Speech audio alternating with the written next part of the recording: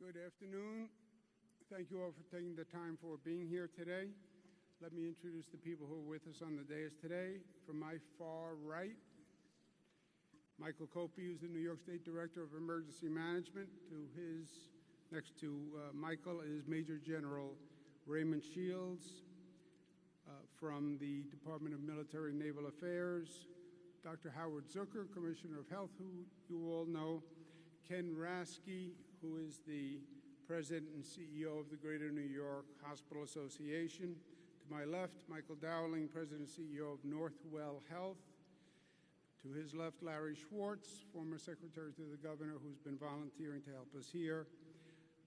Michael Israel, President and CEO of Westchester Medical Center Network, and Deanne Creswell, Commissioner in New York City Emergency Management Department. Let me thank them all very much for being here. We just had a great meeting, which I'll refer to in a moment.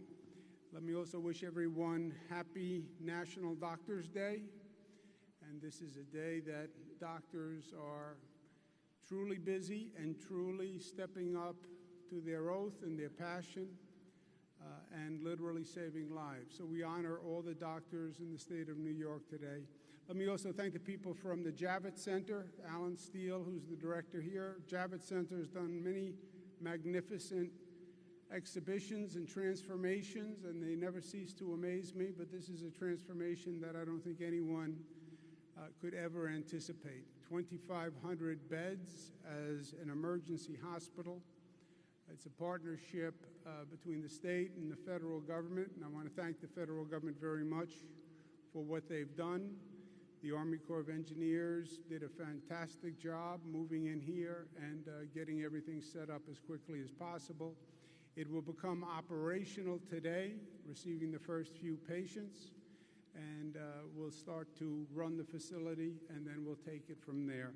Let me go through a couple of facts to give you an update on where we are today, and then we'll take your questions. In terms of the numbers of cases, you see the curve continues to go up, 7195. You see the number of people tested continues to go up. This state is testing more people than any state in the United States, more per capita than China or South Korea. That is a good thing. We want to test. We want to find the positives, and we want to find the positives so we can isolate, stop the transmission. We tested 14,000 people yesterday. The number of cases continues to go up, 6,984. Total number of cases, 66,000 cases. And those numbers are daunting, to be sure. You see it's continuing to move across the state of New York. There's only one county now that does not have a COVID case. Anyone who says this situation is a New York City only situation is in a state of denial. You see this virus move across the state. You see the virus move across this nation. There is no American who is immune to this virus. I don't care if you live in Kansas. I don't care if you live in Texas. There is no American that is immune. What is happening to New York is not an anomaly. There's nothing about it, a New Yorker's immune system that is any different than any other American's immune system. So in many ways, New York is just a canary in the coal mine. What you see us going through here, you will see happening all across this country. So part of what we're doing here is not only serving New Yorkers, but we believe that we're dealing with this pandemic at a level, intensity, and density that no one has seen before. And hopefully we'll learn lessons here that we can then share with people across this nation. In terms of the overall numbers, 66,000 have tested positive, 9,500 people are currently hospitalized, 2,000 ICU patients, 4,000 patients are discharged. That's an increase of 632. You don't often focus on this line when we have these conversations, but people go into the hospital and people leave the hospital, and that's important to remember. We've dealt with some really deadly viruses before. We dealt with the Ebola virus. That's not what this is. Most people will get sick. Most people will get sick and stay home and have some symptoms. That's 80%. About 20% will get sick, need hospitalization, they'll feel better, and they'll leave. It tends to be those people who are acutely ill, have an underlying illness, who have the most problems. Most impacted states, New York, you see, is at 66,000. New Jersey is next with 13. California is 6,000. So we have 10 times the problem that California is dealing with. 2,739 deaths in the state of New York, total of 148,000 cases. 2,739 deaths. That's a lot of loss, that's a lot of pain, that's a lot of tears, that's a lot of grief that people all across the state are feeling. 1,200 is up from 965 deaths. Yesterday, what you're seeing is people who have been on ventilators for a long period of time. The longer you're on a ventilator, the less likely you will ever come off that ventilator. And as we have now some period of time when people first entered the hospital and were first intubated, we're seeing that death number go up as their length of time on the ventilator increases. To keep it in perspective, the Johns Hopkins numbers are still instructive. We've been studying this since China. So 732 deaths, 34,000 worldwide. Total hospitalized, we're still looking for a pattern on these cases that are coming in. We're still looking for a pattern in the data. The number goes up, the number goes down. There's no doubt that the number is still increasing. There's also no doubt that the rate has slowed. We had a doubling of cases every 2 days, then a doubling every 3 days, then a doubling every 4 days, then every 5. We now have a doubling of cases every 6 days. So while the overall number is going up, the rate of doubling is actually down. The daily intubation rate is way up. Again, sometimes it's just an anomaly. There's no clear pattern, as you can see from those past several nights. Discharge rate, again, that by and large is going up. People come into the hospital, they stay for a period of time, number of days, and then they move on.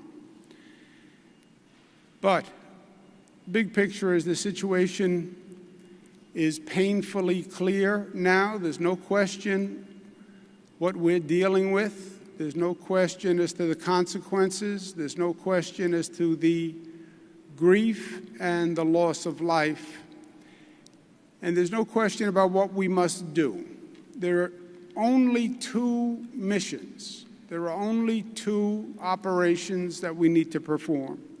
First, the public has to be responsible. Stay at home. When I issued the stay-at-home order, it wasn't, it would be nice if you did. It is a mandate. Stay at home. If you're a non-essential worker, stay at home. If you leave the house, you're exposing yourself to danger. If you leave the house, you're exposing others to danger. You can get infected, go home and infect whoever is at home. So stay at home. I know the isolation can be boring and oppressive. It is better than the alternative. Life is options, right? Stay at home. That is the best option. If you are out, no proximity, 6 feet distancing. You don't want proximity to other people, and you want to stay away from places that are dense. Still, in New York City, you have too many places with too much density. I mean, I don't know how many different ways to make the same point. New York City parks, we made the point there's too much density. You want to go to the park, go to the park, but not in a dense area. not in playgrounds where you're playing basketball with other people. And I have said that New York City is trying to reduce the density in those playgrounds. Thus far, they have not been successful. If that continues, we'll take a mandatory action to close down playgrounds, as harsh as that sounds, but it can actually save people's lives. So that's mission one. Mission two, and this is going to be more and more clear as we go on, the frontline battle is in the healthcare system. The frontline battle is going to be hospitals across the city, across the state, and across this nation. That is where this battle is fought. It's that simple. You know exactly where it's coming. You know exactly where the enemy is going to attack. They're going to infect a large number of people. That number of people descend on the healthcare system. The healthcare system can't deal with that number of people. You overwhelm the healthcare system. That's what's happening. So, first step was flatten the curve, reduce the density, keep people home. We've done everything that we can possibly do there. Second step is don't let the hospital system get overwhelmed. The soldiers in this fight are our health care professionals. It's the doctors, it's the nurses, it's the people who are working in the hospitals, it's the aides. They are the soldiers who are fighting this battle for us. You know the expression, save our troops, quote unquote. In this battle, the troops are healthcare professionals. Those are the troops who are fighting this battle for us. We need to recruit more healthcare workers. We need to share healthcare professionals within this state and within this country. As governor of New York, I am asking healthcare professionals across the country, if you don't have a healthcare crisis in your community, please come help us in New York now. We need relief. We need relief for nurses who are working 12-hour shifts, one after the other after the other. We need relief for doctors. We need relief for attendants. So if you're not busy, come help us, please. And we will return the favor. We will return the favor. New York, yes, we have it now intensely. There will be a curve. New York at one point will be on the other side of the curve. And then there will be an intense issue somewhere else in the nation. And the New York way is to be helpful. So, help New York. We're the ones who are hit now. That's today, but tomorrow it's going to be somewhere else. Whether it's Detroit, whether it's New Orleans, it will work its way across the country. And this is the time for us to help one another. We need supplies desperately, and we're working on that. We just had a very good meeting where we discussed supplies. I want to thank Michael Evans from Alibaba, who's here with us today. I want to thank Elizabeth Jennings from the Asia Society, who's here with us today, who are helping us source supplies, because we're in a situation where you have 50 states all competing for supplies. The federal government is now also competing for supplies. Private hospitals are also competing for supplies. So we have created a situation where you literally have hundreds of entities looking to buy the same exact materials, basically from the same place, which is China, ironically enough. And we're fighting amongst ourselves. We're competing amongst ourselves. We're driving the prices up. When we started buying ventilators, they were under $20,000. The ventilators are now over $50,000 if you can find them. The ventilators didn't change that much in 2 weeks. The prices went up because Literally, we are driving the prices up.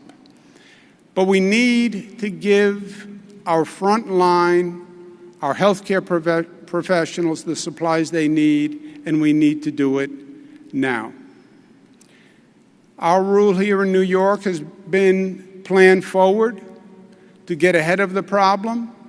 The old expression is don't fight the last battle. This virus has been ahead of us from day one. We have been playing catch-up from day one. You never win playing catch-up. Get ahead of the problem. Don't fight today's fight. Plan for 2 weeks, 3 weeks, 4 weeks from now when you're going to have the apex, and make sure that we're in a position to win the battle when the battle is truly drawn, which is going to be at the apex. That's why we are preparing stockpiles now. We're building a stockpile. The word stockpile, by definition, means not for immediate use. It means you're preparing for a battle to come. And you have to have the equipment, and you have to have it now. I've done disaster work all across the nation. I can tell you this. If you wait to prepare for the storm to hit, it is too late, my friends. You have to prepare before the storm hits. And in this case, the storm is when you hit that high point, when you hit that apex. How do you know when you're going to get there? You don't. There is no crystal ball. But there is science, and there is data, and there are health professionals who have studied this virus and its progress since China. We now have months of data. Listen to the scientists, listen to the mental health, the healthcare professionals, and follow the data, and that's what we're doing here in New York. We just had a great meeting where we brought the healthcare system from across the state of New York together to come up with one coordinated plan. Not private hospitals and public hospitals, not New York City hospitals and Long Island hospitals and Westchester hospitals and upstate hospitals, not big hospitals and small hospitals. The entire healthcare system convened, coordinated, working as one for the first time in decades. No one can ever remember the way we have deployed and coordinated like this. Why? Because this is a statewide battle, and we want to make sure that we are all coordinated and we are all working together. And that's exactly what we've accomplished at this meeting. No politics, no partisanship, no division. There is no time for that, not in this state, not in this nation. This is a deadly, serious situation. And frankly, it's more important than politics. And it's more important than partisanship. And if there is division at this time, the virus will defeat us. If there was ever a moment for unity, this, my friends, is the moment. In this situation, there are no red states and there are no blue states and there are no red casualties and there are no blue casualties. It's red, white, and blue. This virus doesn't discriminate. It attacks everyone and it attacks everywhere. The president said this is a war. I agree with that. This is a war. Then let's act that way. And let's act that way now. And let's show a commonality and a mutuality and a unity that this country hasn't seen in decades. Because the Lord knows we need it today more than ever before. Questions, comments? Suggested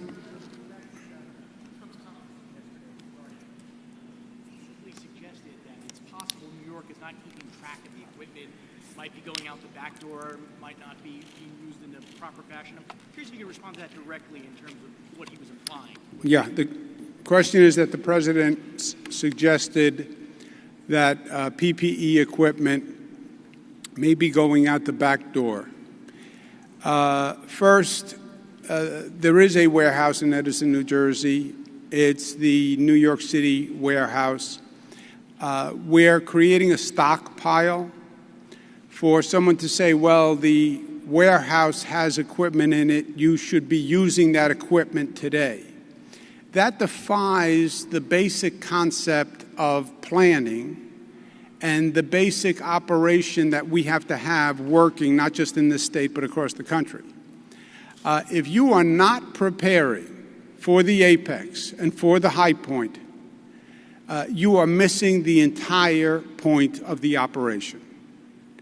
It is a fundamental blunder to only prepare for today.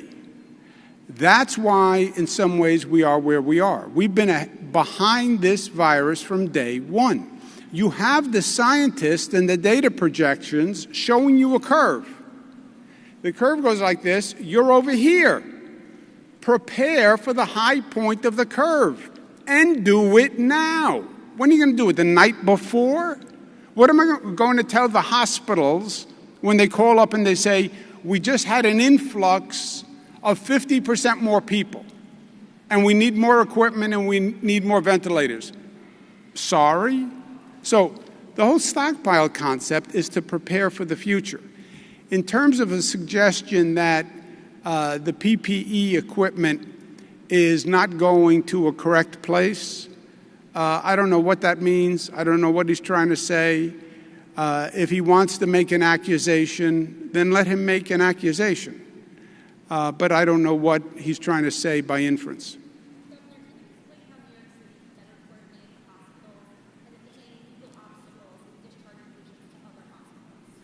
We just had a conversation about exactly that. In New York City, there are basically two systems. There's what's called the Greater New York Hospital Association. Ken Rasky represents it. It's basically the private voluntary hospitals, Mount Sinai, Columbia, et cetera.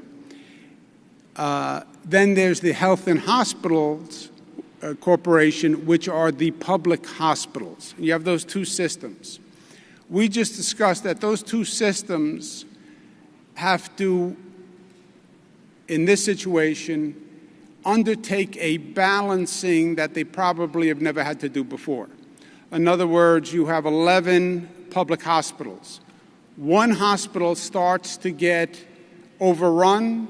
There's a high load in one hospital. Before that happens, transfer people to one of the hospitals that has more vacancies and less load. Distribute the load among those public hospitals. And do it immediately. Do it on a daily basis. One hospital is starting to overload, distribute, transfer. Same thing with the Greater New York Hospital Association. And then we said take it a step further. Once one system is near capacity, then the two systems will work together to share the load. And we just discussed that, and we all agreed to do it. There are no legal barriers. If a hospital, let's stay with the public system, because the public system, I think, is going to face the greatest stress. If a public hospital starts to get overloaded, transfer to another hospital with less of a load. I don't believe there are any restrictions. Ken Rasky, who is the expert on this, I would ask him to chime in. To that fine question, we're going to work as one cohesive family system throughout New York, and New York is beyond the city itself. It's including the downstate area, both the island as well as Westchester. And I think what we're going to see is that balancing that the governor is talking about. Balance within the system, balance without the system, beyond it, as we go forward as we encounter more and more stress. With each day that goes on, the stress points will increase. And as a result, that balancing is absolutely essential. And because of the leadership of the governor, it is clear to everybody that we are going to be one cohesive family in tackling this. Just a quick follow-up. I know you relaxed state regulations to make sure that hospitals can take in this capacity. There are federal regulations that say hospitals can't just discharge patients because they're Medicaid patients, commercial patients. Yeah. So how does that work? And then how does the Javits Center play into this? Are hospitals going to be shifting their COVID patients here when they're at home? Yeah. Can you just walk me through that? Yeah, let me, we just spent a couple of hours doing it, and it's complicated, but let me give you the top line, if I might. Right now, basically, the hospital systems operate as basically separate systems. You have the public hospitals, you have the Greater New York hospitals, you have Westchester hospitals, you have Long Island hospitals, and then you have upstate hospitals. And they have their own trade associations, and public are public, and then the privates are the privates.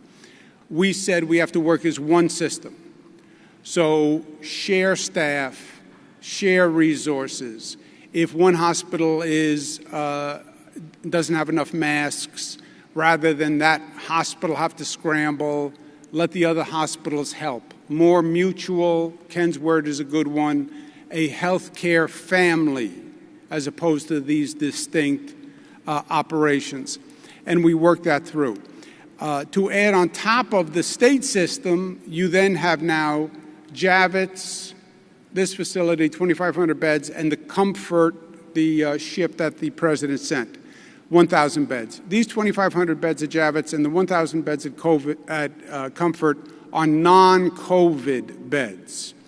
The federal government, I asked them to make the facilities COVID facilities.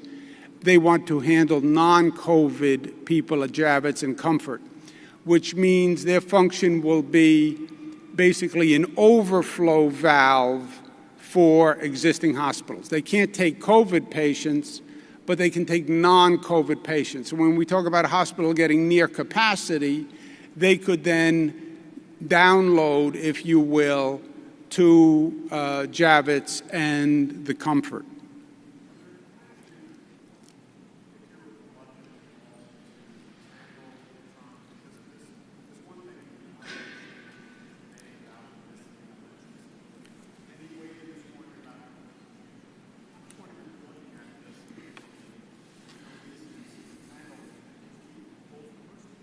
Yeah. How many years have you known me? The question is, am I unwilling to tangle with the president? How many years would you say you know me? All right, 20 years. Have you ever known a time in the 20 years that I am unwilling to tangle? I'm a tangler. Look, I understand what the president said about well, first, I think I thank the president because I take his comment as a compliment. The president commented on a poll that said people were pleased with my leadership. And I thank him for that. That was a compliment. As far as the president's comment about having a political contest with me, I am not engaging the president in politics. My only goal is to engage the president in partnership. This is no time for politics. And, lead by example. I'm not going to get into a political dispute with the president. I'm not going to rise to the bait of a political challenge. I'm not running for president. I was never running for president. I said from day one I wasn't running for president. I'm not running for president now. I'm not playing politics. I just want partnership to deal with this. And I said to the president quite clearly, look, when you do good things for my state and you're a good partner, I will be the first one to say you're a good partner. And I have. I went to the ship Comfort today. I said, thank you, Mr. President. We opened up this Javits Center. I said, thank you to the Army. They did a great job here, the Army Corps of Engineers. When you help my state, I'll say thank you. If I believe that New York is not being served, the federal legislation that they passed, I will say that too. Sometimes it's simple. Just tell the truth, right? And that's where we are. Tell the truth. If you're doing the right thing by New York, I'll say it. If he's doing the wrong thing by New York or the rest of the country, I'll say it. But I'm not going to engage in politics, not because I'm unwilling to tangle, but because I think it's inappropriate, and I think it's counterproductive, and I think it's anti-American. Forget the politics. Forget the politics. We have a national crisis. We are at war. There is no politics. There is no red and blue. It's red, white, and blue. So let's get over it and, again, lead by example.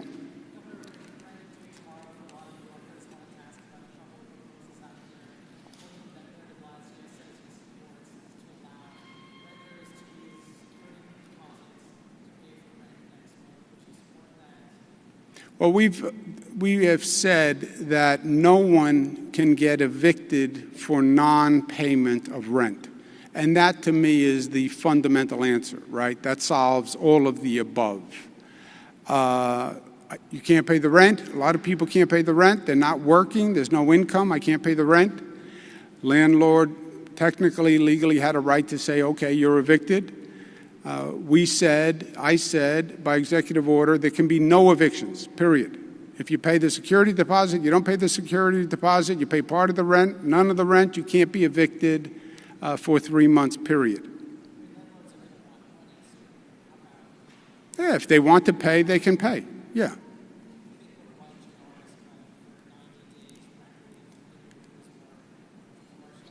Again, I think our policy answers it. You cannot be evicted for non-payment of rent. It's not that you won't owe rent at one time, right? Because you signed a contract, and even the people to whom you pay the rent have to pay the rent, right? And they have expenses. So no evictions for non-payment of rent, and then we'll see where we are, and we'll see how long this goes on. Yes, sir.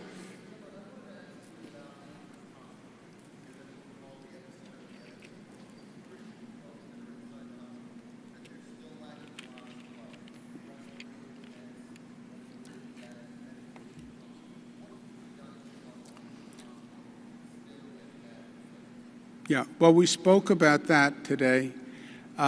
Elmhurst Hospital is a New York City public hospital. We talked about the Health and Hospital Corporation. It's one of the New York City public hospitals.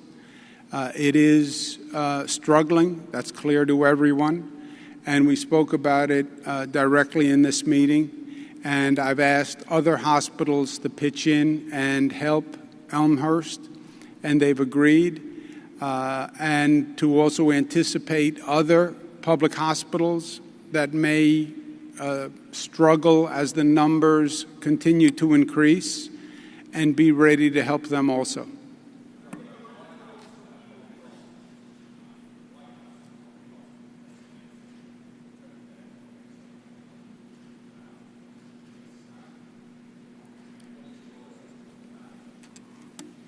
You know, 100 to 200,000, White House estimates 100 to 200,000 as a death toll. We don't have projections in this state as to numbers of deaths. We're studying models, which, by the way, are done by very professional companies. I don't come up with these models. We have Cornell Weil working on, McKinsey working on it, the Bill Gates Foundation has an institute that does projections. We're studying the projections to see how we best deploy to make sure we're ready for the next battle, make sure we're ready for the apex. Is it 100,000? Is it 200,000? Look, whatever the number is, it's going to be staggering. The number is already staggering. A human life is a human life. We've lost over 1,000 New Yorkers. To me, we're beyond staggering already. We've reached staggering. And the only point now is do everything you can to save every life possible. That's what this is all about.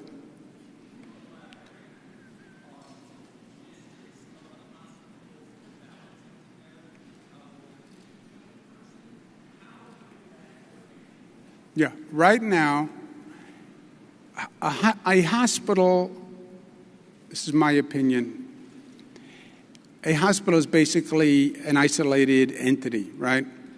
One hospital has its own employees, has its own logo, has its own finances, does its own purchasing, has its staff.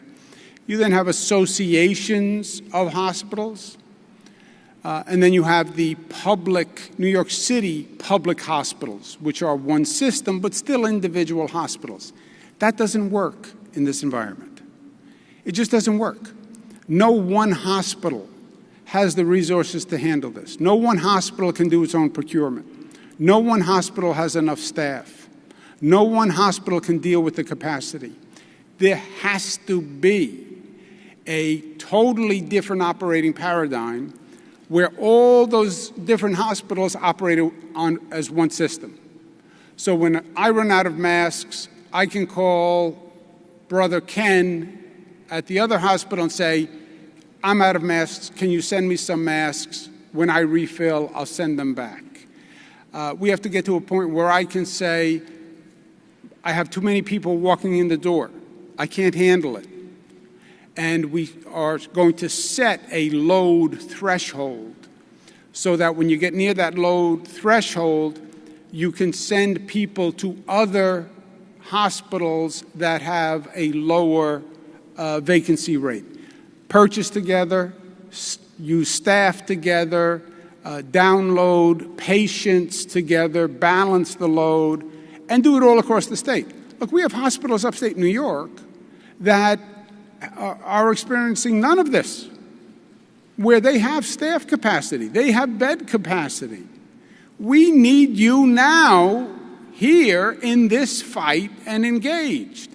And that's a totally different concept, but that's what we did today. Ken, you want to comment? Well, yes, thank you, Governor. To the question, what we're going to do is work very cohesively with the state government, the Department of Health particularly, in putting together a command center that will receive all this information on an instantaneous basis and then begin feeding out that information and instructions as to what to do. For example, just simply in discharging patients to this facility, this huge facility that has been built by our colleagues here, this will create a way of decanting the pressure on our institutions, and that information will go to a central place, and transfers will be made. And that is part of this cohesiveness that we're talking about.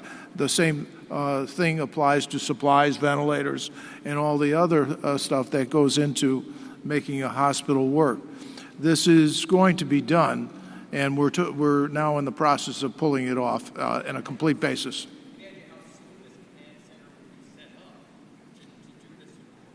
Tomorrow. Yeah, it's in the works right now, Gov. Absolutely. It will do central purchasing, central stockpile, rather than everyone have their own stockpile, and then distribute by need.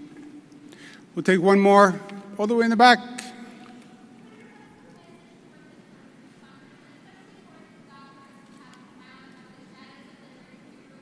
Can't hear.